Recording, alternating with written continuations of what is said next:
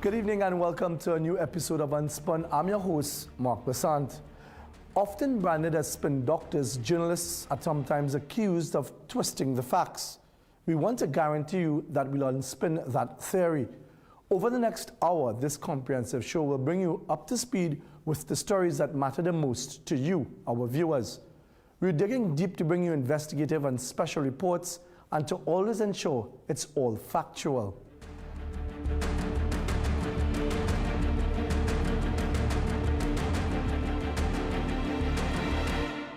In this episode, we examine the death of a young doctor more than a year ago. His parents are convinced that there's more to his apparent suicide. Also, we expose two massive landslides that are swallowing homes for close to 3 years, and we find out how people have been coping and, more importantly, why the problems haven't been fixed. We bring you the story of a man making drinking water from using sunlight and a whole lot more. Stay tuned to this riveting episode of Unspun.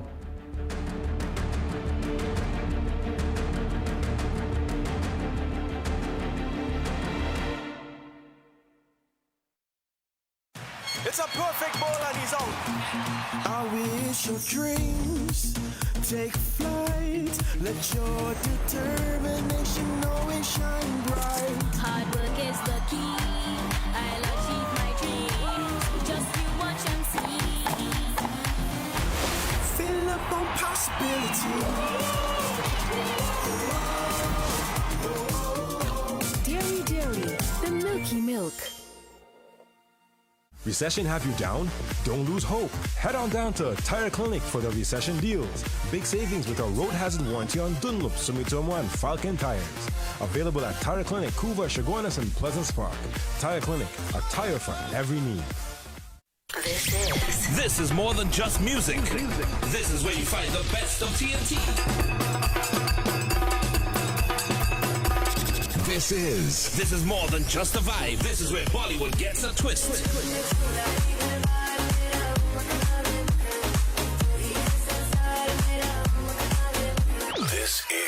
This is more than just energy. This is Bhangra and indie pop too.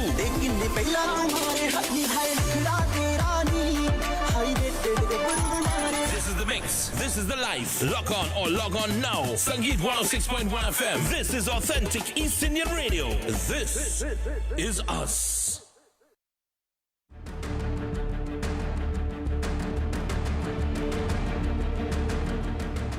There are still burning questions that the family of intern Dr. Jaron Ali still have not been able to get out of their system. When he fell to his death last year, there was speculation that he committed suicide. But his parents refused to believe that and have since challenged those rumors, doing some of their own digging and seeking a second post-mortem. The main question remains, was Jaron's death suicidal? Taken away from us. That is an injustice that I would live with. And I would go to my grave with. I would grieve until I die. Because Jaron was an excellent child. Jaron was a child every mother would love to have as their own.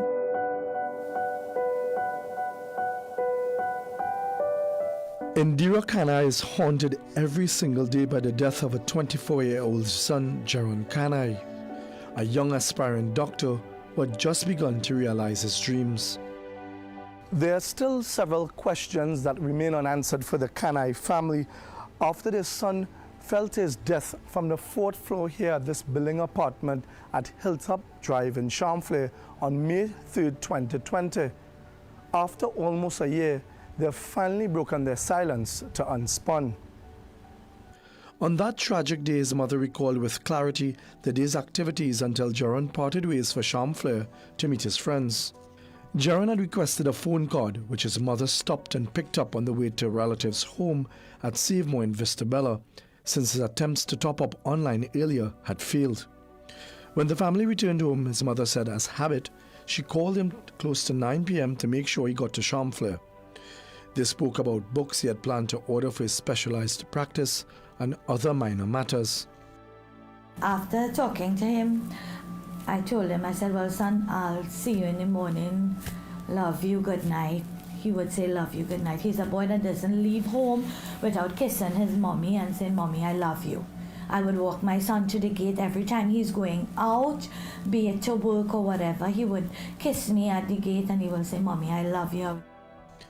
It would be the last time she would hear Jaron's voice. In the wee hours of Sunday, May 4th, Indira woke up to use the washroom and heard noises outside in the yard. She pulled the curtain and saw a young woman outside who she later realized was Jaron's girlfriend. When I saw the young lady, I realized something had happened. And I told her, I opened the window and I said, I'm going to be down, I'm coming. And I woke him up and said, she's downstairs. And when we went downstairs, her mother told me something happened to Jaron, get to Mount Hope now. I woke my daughter and we left home to go to Mount Hope. It was not an easy drive, not knowing what has happened. In a state of confusion, the Kanais arrived at Mount Hope Hospital, not knowing what to expect. They were ushered into a room after speaking briefly with the police, and doctors broke the tragic news about Jaron. An insipid feeling engulfed the Kanais at the sight of their dead son. Actually, his face was intact. Everything was okay. It was difficult at that moment to see exactly, to know that we left our son alive, and then to see him in a body bag, as we say. It was tragic, it was difficult, it was very hard for us. We as praying parents, we say, Lord, if you could give him an opportunity and a second chance, you understand? But it was really difficult. I think it's the most difficult thing any parent could go through, to see their child in a body bag. It's the most difficult thing. It's every parent's nightmare, for somebody to unzip a bag and show you your child. Somebody that you love so much. Jaron is my first child. We've had many obstacles with Jaron. When Jaron was 3 weeks old, Jaron almost died.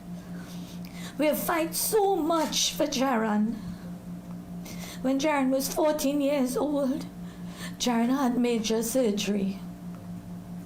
When Jaron was 22 years old, Jaron got a back injury. On that night, his parents said at the apartment, Jaron was in the presence of friends who were also doctors. His father said when he met Jaron's colleagues at the St. Joseph police station, he was hoping they could give him a clearer picture of what transpired. We were in the room there. It was a bit quiet because nobody was saying anything. And all I said is, accident do happen. I said this, I said accident do happen. And I'm not going to blame nobody, because I'm not going to blame the friends. You understand? It do happen. All I need to know is the truth. After some silence in the room, one of Jaron's friends told his parents what they witnessed and what was ultimately reported in newspaper publications a few days later. She said that they had drank alcohol and that they had smoked marijuana. And Jaron became erratic, and they had to put him in a room. And when they put him in the room, after a while, he opened the door, and he opened the sliding door that leads out to the porch area, and he jumped off the porch. In the newspaper reports that followed, there were claims that Jaron had used the hallucinatory drug LSD. But his parents say to date there's no empirical proof of that. To make matters even more difficult, the toxicology report is nowhere in sight, nor the alcohol tests. That report hinges on the police's ability to press on with the case. There was absolutely no mention of LSD. Absolutely and emphatically no mention of LSD. However, it was said after we saw that in the newspaper article. Every time we would go, they would say that they are waiting on the toxicology report. They cannot proceed any further unless they get the toxicology report. We went, our attorney as well said that he would apply under the Freedom of Information Act for a copy. We went and we applied, my husband and I, for a copy as well. I've been calling, and what I was told is that the machine to do the alcohol testing on the body, the alcohol consumption, is not working. It has not been working since 2019, and they are not certain when it will be up and running. So that is a dead end. There's a lot of uncertainties that we have to deal with. In fact, according to a copy of the first post-mortem performed, which took the canines almost 3 months to secure, it indicated a 24-year-old male with no known medical complaints or history of drug abuse reportedly consumed an unknown volume of alcohol, followed by smoking 2 cigarettes mixed with tobacco and marijuana. As far as this report indicated, there was no mention of LSD, and more importantly, Jaron had no prior history of drug use as stated in this report. In fact, his parents could not compute the combination of Jaron and drugs whatsoever. To them, it was completely out of his character. In the station, when they had said those allegations, but our son were involved in these things, we were blown out of our mind, because we don't know our son to be involved in such things. So that's the reason why it causes us now to realize that something is definitely wrong. But the canines' curiosity to delve deeper into their son's death unraveled more troubling questions. Now, both autopsies proved to be, pointing in a particular direction. Is it that you all felt that there was something more to how he died? We were told that Jaron jumped off the building. There is no indication of any frontal injuries. All the injuries that Jaron sustained was a fractured skull and spinal injuries. We did a second autopsy, and the second autopsy confirmed the first autopsy that there was no frontal injuries, there was no facial damage, there was no broken limbs, consistent with a jump or a fall from that height. What the first autopsy did say was that Jaron suffered trauma to his skull, fractured ribs consistent with a fall from a height, with a toxicology report still pending. Professor Hubert Daisley did the second autopsy for the family. Daisley gave us a medical opinion about his findings in a brief interview with Unspun. What was remarkable about this autopsy was that I did not find injury to the limbs, neither the upper limbs nor the lower limbs. There were no injury. If somebody should jump, in the majority of cases in the literature, you would have some injury to the limb, some sort of injury. I am not saying that it would happen in all cases, but in the majority of cases, it's stated there would be injuries to the limbs. In this particular case, there were no injuries to the limbs. The first person to respond to the fall was a senior doctor who did not wish to speak on or off the record to us when contacted, but indicated the parents of Jaron could fully reveal what was told to them based on their medical expertise about the incident. We were told that in no way that our son jumped from that building. The person who assisted him indicated that to us. I was told, Mrs. Kanha, your son did not jump.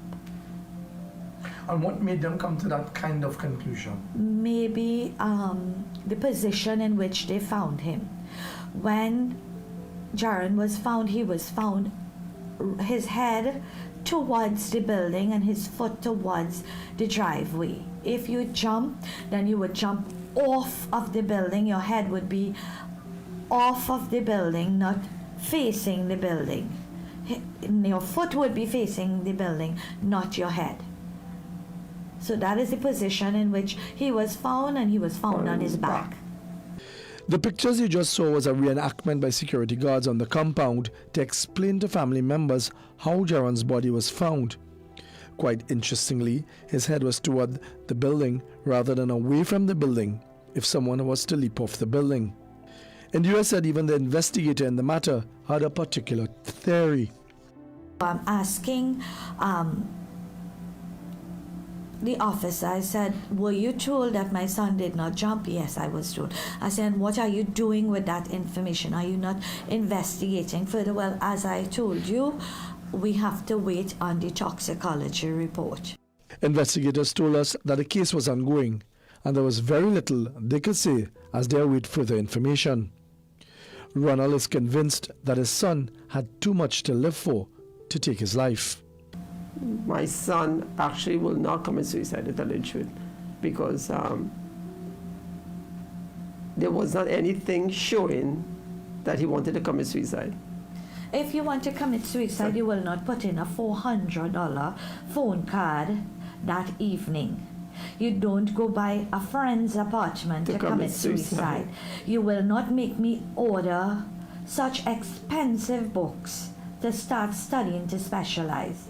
If you are suicidal, you will never do these things. All right, so there is absolutely no indication that he was suicidal. One, Jaron has absolutely nothing to be bothered about. Right? He is well taken care of. To date, Jaron's room is like a shrine.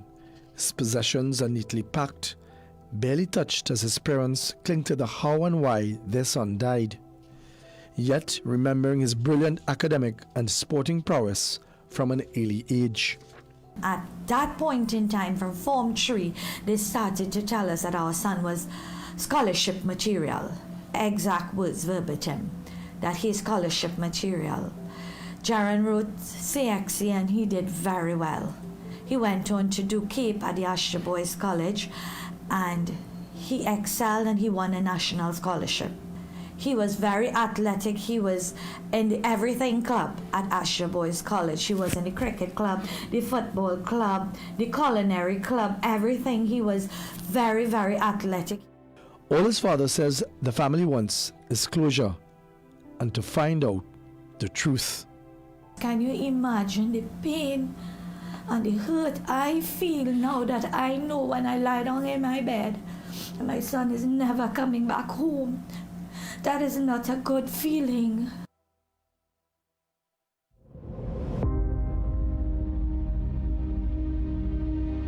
Don't go anywhere. Up next on Unspun, we investigate two massive landslides causing huge problems for residents in the Princestown area. Stay tuned.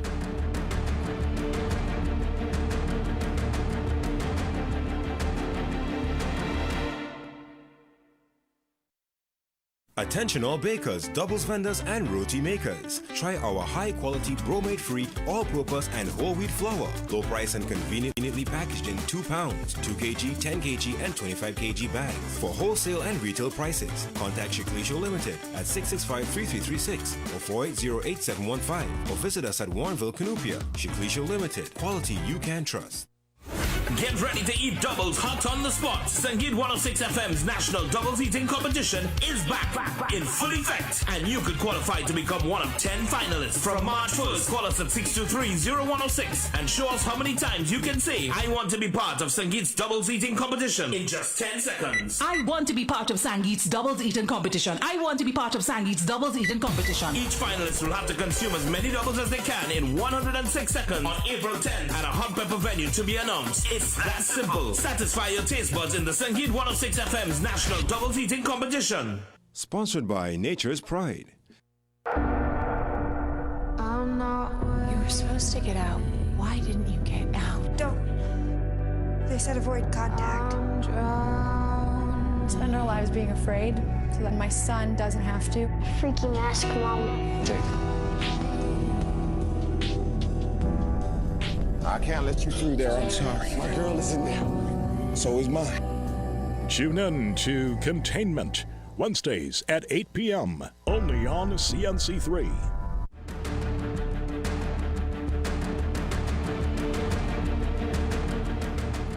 Welcome back to Unspun. I want you all to think about this. You and your family have been living on a plot of land for decades. Then one day the road outside starts to show cracks. Those cracks become a depression. Those cracks make their way to the walls of your home, and now you watch helplessly as your home comes crumbling down. You may have to use your imagination, but for some along the Napa Rimamaya Road in Princestown, that is their reality. In this piece, Akash Samaroo and cameraman Timothy Chasto speak with the residents of Lengwa and Mandingo Road who have one eye on the foundation of their homes and the other cast upwards as they worry what the rains will mean for them. And as the Ministry of Works initiates a geological study to ascertain if anything can be done, they tell us what they're up against and why these over 100 landslips are no easy fix.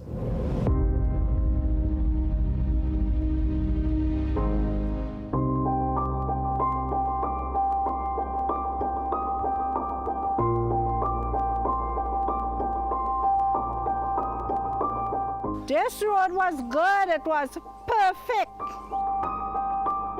Come and fix the road, man, we suffering.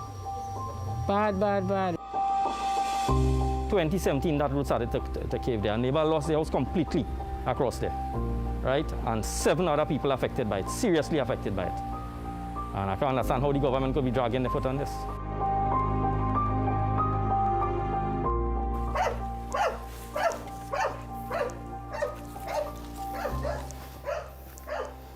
Yes, these people had us to move out here because they can't live here again. Look at it, it's falling down. Look at it. Look at here. When the heavy rain come down, that does be gushing. And when you see all your cracking, all this going on break away just now when that rain come down bad. All day. They come and they trace where the river is. The river in the back there. So they could run off the water now. Surveyors come. All kind of thing. They test soil, all kind of thing. Up to now, nobody come to do nothing or see nothing.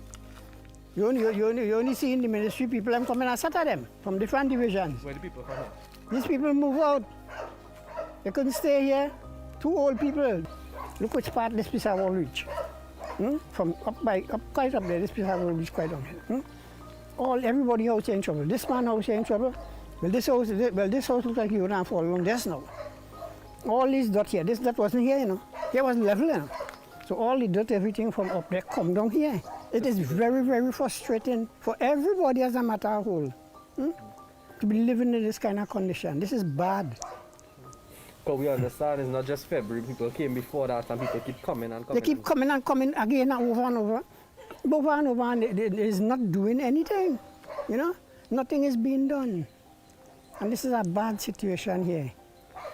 As I tell you, if when this rainy season, this heavy rain come on again, everybody here might sink because you see what is going on. The government ain't doing nothing for nobody. I don't know why. Come and see something. Come and do something. Eh?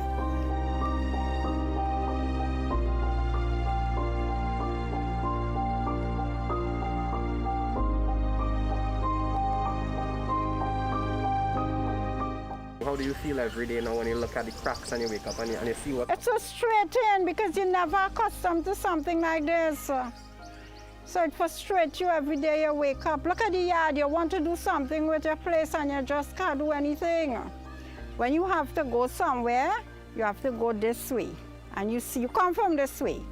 So you have to go straight out to at least Mandingo Road Junction to get a transportation to take you to Princestown. And when to come back, you have to pay a lot of money. Around $40. And before, when the road was accessible? You pay $9 from Princestown to bring you inside here.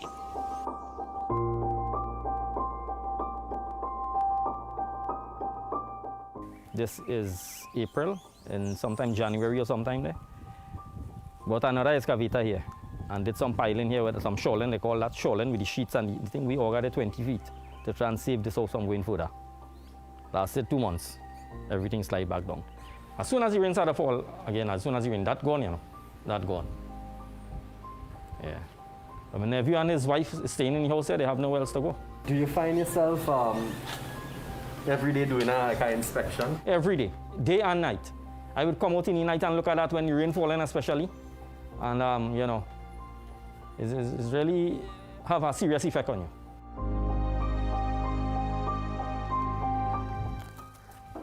This piece of tape on this barrel is the only thing that lets you know there's some danger here. If you don't know this area, drive straight into that big hole there. That people drive down and stick up because they didn't know. About maybe 2 months back, a man stick up here, he say he ended up taking the wrong road. And when he drives down, the man spend the whole night there. Like if you call the ambulance, they don't know the road breakaway. So if people call him from so well, they have to direct them to come from the next side. Sometimes they still come here looking for the people, and we tell them it's across the cave land, so they have to go all the way back. And Mandingo Road, they can't go to Mandingo Road too because, you know, they're breakaway too also. Princestown residents are calling on government to move swiftly to stabilize the landslip along Mandingo Road, which has already claimed one house and threatens others. Just to give you all an idea of how much the land has shifted, you see that mandarin tree over there? That used to be right here. Well, we want to know who's responsible. WASA came, they say it's not their fault with the water, they sung the road, they're doing all kind of things. When Works came, Works said they have to do measurement, whatnot, you understand? And they will get back with us. And since last year, they say, well, they have to tender, they have to send it to the minister, it must be approved and come back. Only talk and talk and talk and talk. While all of this going on, this thing getting bigger. It's because a couple of months ago, my wife and I sit down talking about it, and she said, I had enough of this thing. I'm going to put it on Facebook in an open space. And from the time she do that, it gone viral. And because it gone viral, it attract the attention of the minister once again. When you say people building on moving land, which means the land was moving when we come here to build. But common sense tells that if a land is moving, you wouldn't build here, you will go on a stable land to build. And my father-in-law, he's 83, going on 84, and his father lived here over 100 and something. The land wasn't moving, so what causes land to move is undermining water we didn't see. The geologists came, which means they were common geologists from just in Works, and they tested the surveyors come. They were testing the soil, they're going down in the back. Eventually, while we're watching what's going on, they start to make use of the produce. What do you mean use of the produce? Well, whatever. Whatever behind there. But it's there. Nobody's picking it, so. The problem in the area is really the soil type and the fact that most of the roads in the area were bridle roads, meaning they were tracks that evolve over time, and they were all built on cliffs on ridge, right? No foundation. So you couple that with soil movement, it spells off a disaster. Then what you have happen is a lot of people would have built their houses next to the road, on the ridge. On that major project to upgrade the Maruga Road to a first-class road, that project was $178 million. It started off with how many landslips? 38 landslips. So we identify on that stretch 38 landslips. Now it's 53. Now it's 53. Work is budgeted for in the financial year. And you can't anticipate you're going to get 5 landslips this year. So you have extra money in the budget for that. In that area alone, Navin, we have what, the last figure I saw was 186 landslips or something like that. So in the case of the Lengua, that was an emergency where the road was cut off, completely cut off. That was not on our program. What we had to do is to take 2 landslips off the program and replace them with that. One in Princestown itself with the depression. Right. That is being done by the DLD program. Right. And the other one that is in Haripata particles, that is being done by Highways Division. Highways Division. So in all, in just that area, out of the 10 major landslips, we have 1, 2, 3, 4, 5, 6, about 8 of them being addressed now at some stage. Some at design stage, some at the stage of preparing the tender package to go out for actual work on the ground. We've done our test and so on, and we are undertaking the final designs for the solution. We should go out to tender in under 2 weeks. We should have the tenders going, and this will be internal in the ministry, right? So I think in about 5 weeks or so we could actually have some sort of response out. We cannot protect people's home because we have to make sure that the road remains passable, and that is as much as we can do. Where do they turn to with respect to their homes? Not to the Ministry of Works.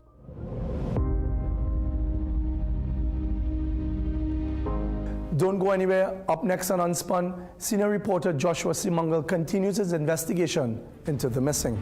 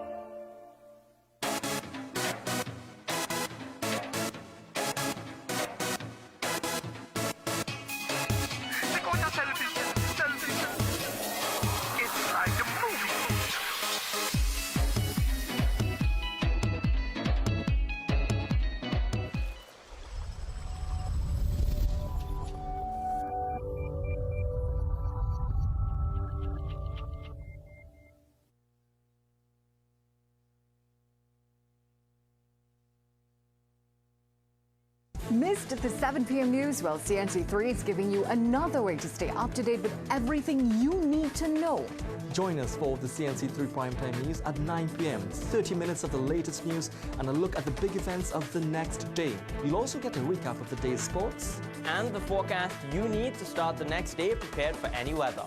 Fast, up-to-the-minute news, sports and weather. No fluff, no frills. Just the news you need to know. CNC3 Primetime News. Weekdays at 9 p.m. on CNC3.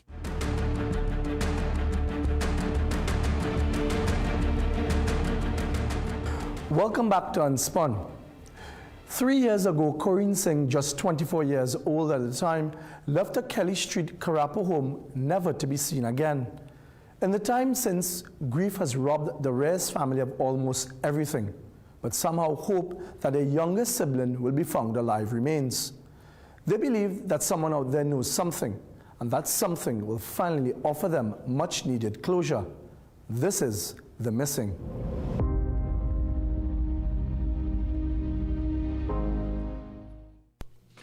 Born premature and weighing just 3 pounds, Corinne Singh defied the odds, becoming the Reyes family miracle. As the youngest of 8 siblings, her mother Monica gave birth to her well in her 40s. But despite her age, Corinne, loving and empathetic, united the family in ways no one else could. She loves her family so much. Every one of them, no matter how much we bicker and fight among each other, she's always a peacemaker. It's now been more than 3 years since Sharon last saw her sister. February 3rd, 2018 may have started like any other day, but it wouldn't end that way. In the morning, Corinne, a supervisor, went to work at Extra Food Supermarket in Arima. Sharon stayed at home in Karapo to run her shop. Later on, at around 4 p.m., Corinne returned home to change clothes. Well-dressed and in a rush, she left shortly after. I just asked her, wow, it looks so nice. Where are you going in such a hurry? And she's like, I'm going to the mall. I say, wow, you ought to be meeting somebody that will have you smiling, because I never see you smile like that. What Sharon would give to see that smile again, or to know who Corinne met that evening. The day after leaving home, Corinne failed to report to work. When calls to her phone went unanswered, it was out of character, so a colleague alerted Sharon. Friends and relatives confirmed not seeing her either, That was when relatives made a police report. It wouldn't take long for a lead to surface. The next day, someone called saying they saw a burnt vehicle resembling Corinne's at Trantrail Road. Sharon and her brother went to check it out. Please don't let it be her. Please don't let this be her car. Not a vehicle was passing at that time. So we tried putting the number plate together with our feet, only to find out that it was. The leads dried up after. No eyewitnesses came forward. While there were countless questions, there were quite simply no answers. The emptiness that you can explain, like a deep dark pit. I did call and find out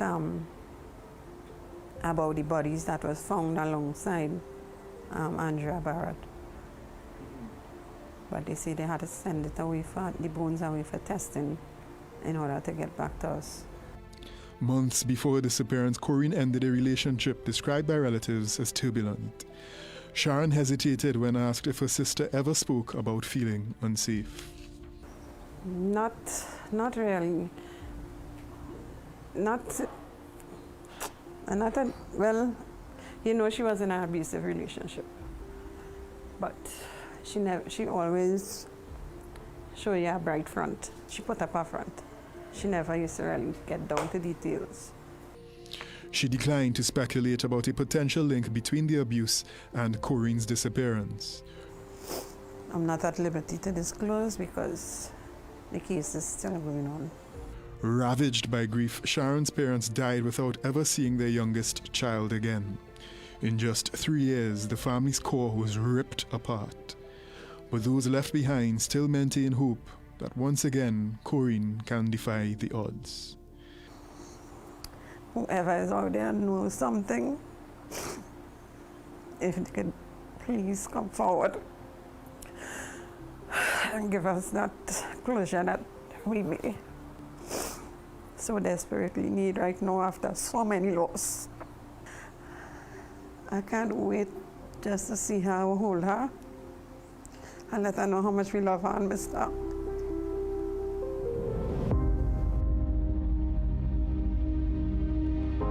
Stories like these continue to inspire more families to come forward as the search for closure continues. Remember, if you'd like to share your story with us on Unspun, email us at unspun@cnc3.co.tt or call us at 800-CNC3. Keep it locked. After the break, we check in with a regional inventor. It's a story you don't want to miss.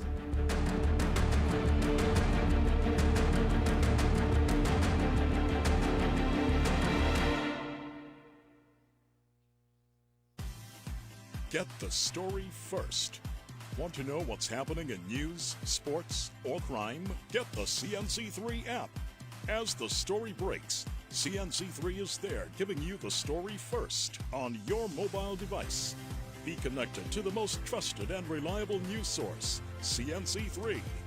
Access your world with just a tap. The CNC3 app. Download it today.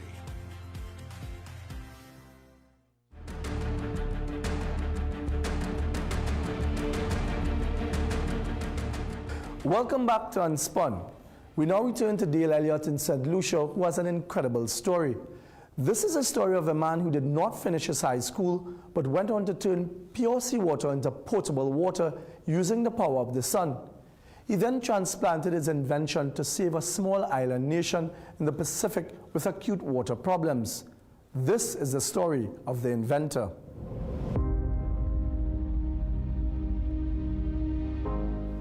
He was born in Wavinclair-Soufrière, but grew up in the sleepy fishing village of Labrie.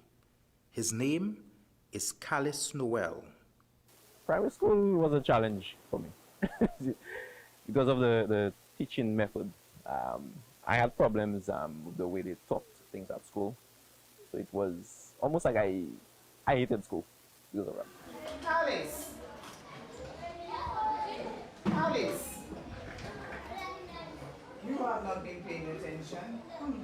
Come to the board. Come read the numbers on the board. Let's see if we can read the numbers on the board. What do you mean the way they taught at school? Their teaching method, the thing is, I am a hands-on person, and I also see things in 3D. I have to understand it. I have to visualize things to really understand what the teacher is saying. So I was kind of slow, like really, really slow. He hated math. He disliked English and every other academic subject, except science. Tell me about some of your early toys. Well, I did not have normal toys. I did not have toy cars. I remember having... Come on, everybody had a Kabui. No, I You didn't have a Kabui? I didn't have a Kabui. I had insulation resistance testers. What? Those are test instruments. At what age? I was around 5, going up to 6. I did not know what they were. I used to drag them around the house and they try and open them. And, yeah, I had those as toys. And my books were not kindergarten books. I remember my first book was actually a physics book my father had in his library. That was one of my favorite books. At what age? 5, 6. Bro, 5, 6, all of us are with crayons and running in the savannah.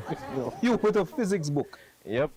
You know, it was like a gradual thing. You know, I obviously I did not know it was a physics book, but it had photos, like illustrations of this Greek scientist, you know, recreating performing experiments. So I could not read at the time, but the pictures were very, very, very interesting to me. Yeah.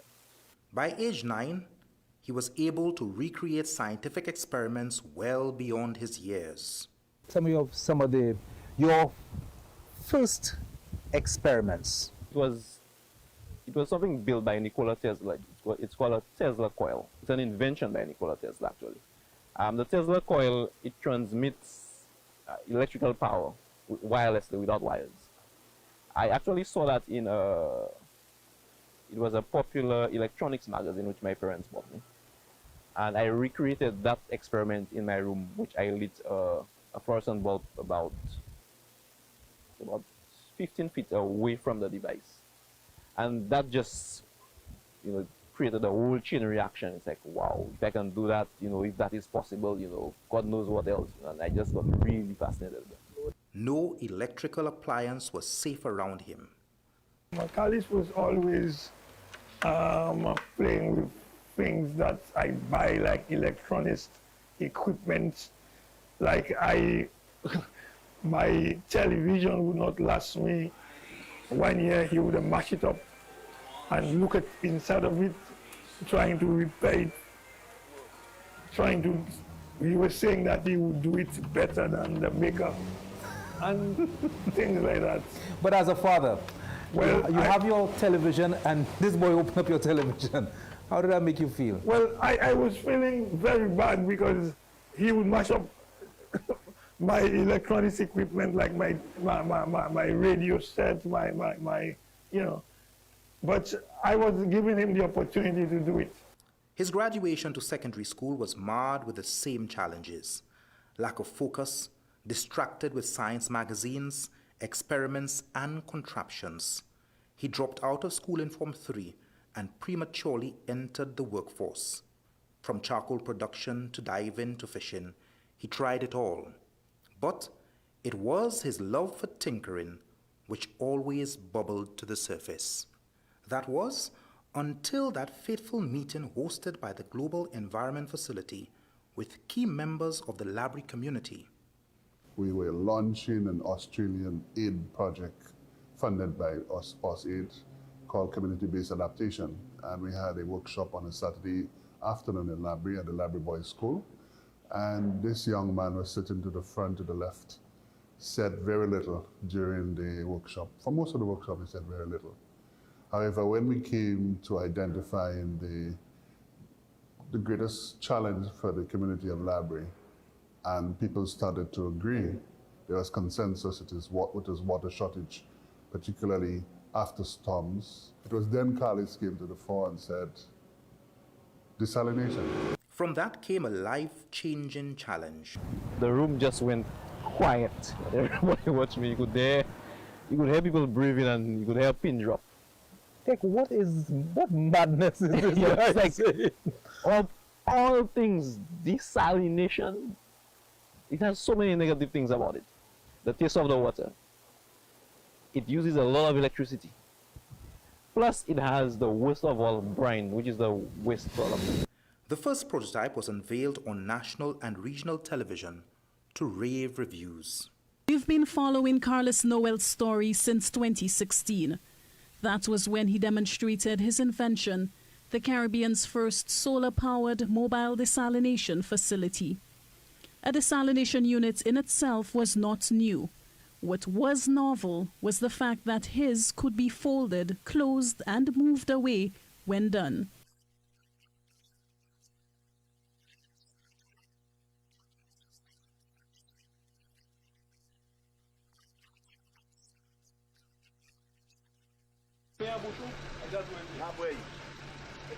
The second stage was independent verification. After testing, this is what CAFA wrote in the report, and I quote, "The results show that the desalination plant developed by library fishers and consumer cooperatives was very efficient in removing nuisance constituents from seawater, thus turning seawater into potable water," unquote. Well, with an independent statement like this from a reputable laboratory, that was a wow moment for us. Then came the opportunity of a lifetime. The task was to create a highly mobile solar-powered desalination plant for the island of Nauru. Surrounded by the Pacific Ocean, Nauru struggles to find secure sources of potable water.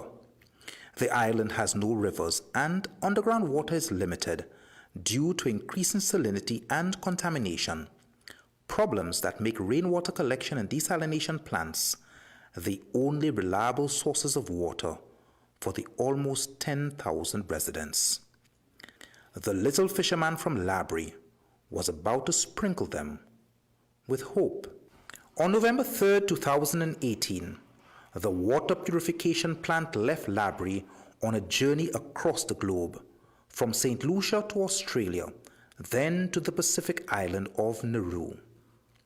And naturally, the sons and daughters of the People's Republic of Labrie came to say their goodbyes.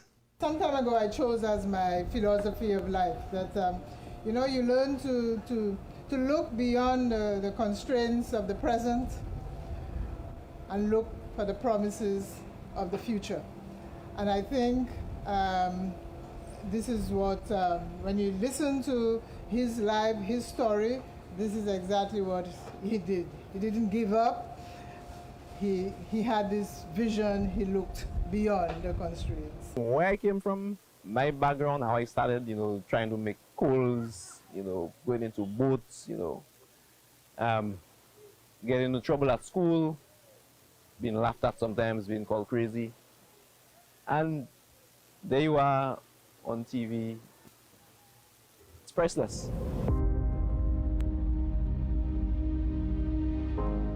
Don't go anywhere. Up next on Unspun, we follow up on a land dispute covered in a previous episode as new information and occurrences arise. Stay tuned for Outlandish.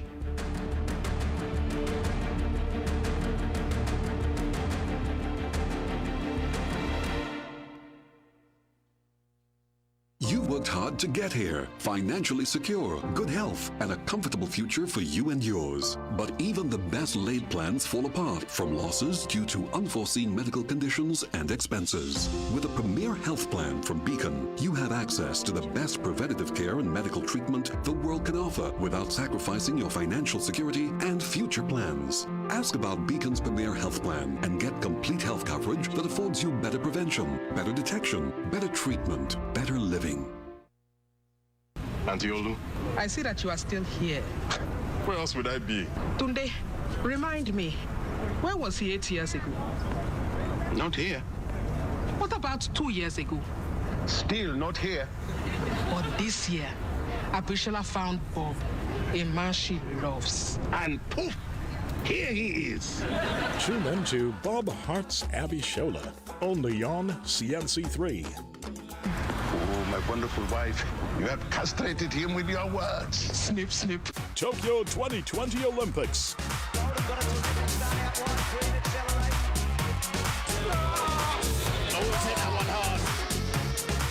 Coming exclusively to CNC3.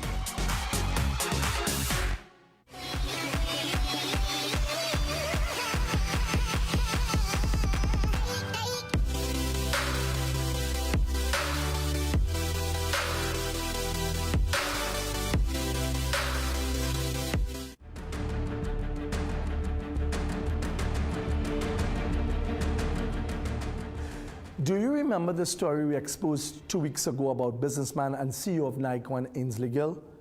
Mr. Gill was accused of moving in on state lands and displacing several people who has properties on the state land at Damien Bay, which is along the North Coast Road just after Maracas Bay. Gill claimed he and his wife Trudy Gill had purchased the prime beachfront property land of 11.75 acres from Darius Constantine, which allegedly led him to later build a security gate and deny several of the residents who had been living there collectively for over 150 years access to their property late last year. Some claimed he had demolished their homes and gotten rid of their possessions, while others claimed they were bullied and intimidated. Claims that Gill denied when he answered several questions sent by Unspun to him during our 2-week investigation. Minister of Agriculture, Land and Fisheries Division Clarence Rambarat had written to Police Commissioner Gary Griffith to investigate the Gill's questionable acquisition of the land, and also wrote to Gill's lawyers claiming there was possible fraud and collusion involved. The Commissioner of State Lands had also sent out notices to Gill and others who were on the land to vacate the property since they were trespassing. Since then, Gill has not moved from the state land, and the security gate he erected still remains. However, Minister Rambarat told Unspun late last week that he obtained a report from his permanent secretary based on Unspun's report, and he was reviewing it to determine what further steps should be taken. He added that 14 days had passed for Gill to provide legitimate claim for the land, and the PS has since been advised to take legal action. Meanwhile, Unspun was told one of the residents of the state land at Damien Bay, Kurt Celestin, has initiated a class action against the Gills through his lawyers for all the residents, with the hope that their legal action will allow them to gain access to their homes on the land. A separate legal action is being filed by Celestin's lawyers to assist Gemma Barrow and Wayne Thomas. Barrow claimed the possessions were removed from a home which was later renovated, while Thomas' home was demolished. They are suing for damages. We'll surely keep you updated further on this story as it develops. Thanks so much for joining us here on this edition of Unspun. We hope to see you in 2 weeks from now with a fresh batch of stories that matter to you. If you have any story tips for Unspun, please ensure you drop us an email or call us at 800-CNC3. Until then, have a good one, and remember, be the change you want to see in the world.